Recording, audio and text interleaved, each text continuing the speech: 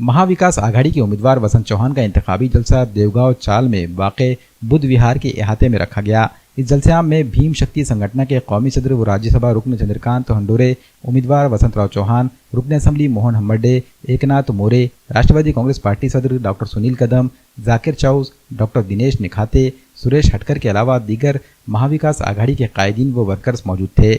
ये जलसा नांदेड़ कांग्रेस के शहर नायब सदर रमेश गोड़बोले और राष्ट्रवादी कांग्रेस पार्टी के नायब सदर बंटी लांडगे की जानिब से मुनाकिद किया गया।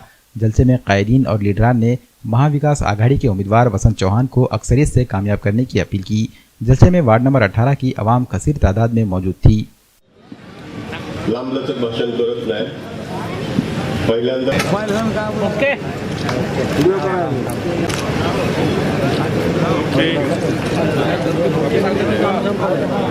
मध्ये दिल्या होत्या त्याची अंमलबजावणी झाली का